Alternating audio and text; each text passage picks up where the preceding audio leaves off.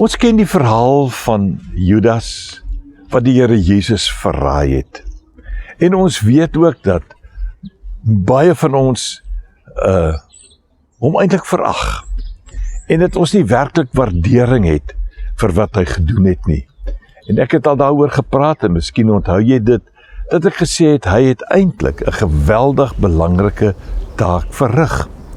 En die wonderbaarlike is, dat hierdie ding wat hy gedoen het, eintlik ook voorspel was in die Ou Testament. Kom ons lees Matteus 27 vers 9 tot 10.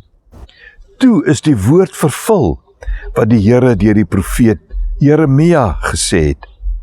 En hulle het die 30 silwermuntstukke geneem. Dit is die prys wat die Israeliete ooreengekom het, om vir hom te betaal. En hulle het dit uitbetaal vir die grond van die pottebakker. So het die Here dit aan my oorgedra.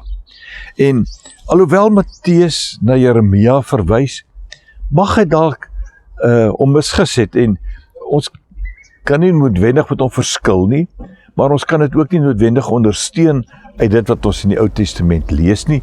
Ons weet wel dat dit 'n aanhaling is uit Sagaria, wel vers 11, Sagaria 11 vers 12.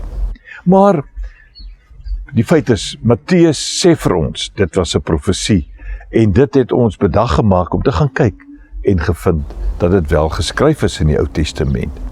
So, selfs daardie daai verwerplike daad, daai walglike taak deur Judas, is deel van die Ou Testamentiese profeseë. Dit is geprofeteer, dit het gebeur, en so het die verlossing na die wêreld gekom. Wel op 'n verraderlike manier, met die betaal van 30 silwerstukke, maar as deel van God se plan vir jou en vir my. Ag, mag die Here tog genade betoon aan Judas vir dit wat hy gedoen het, want daardeur het genade na my, na jou toe gekom. Mag die Here ons dankbaarheid vir die betaling van 30 silwermuntstukke waardeer, want dit het ons vir ons 'n prys geword, waardeur ons verlossing ook gekom het. Loop mooi.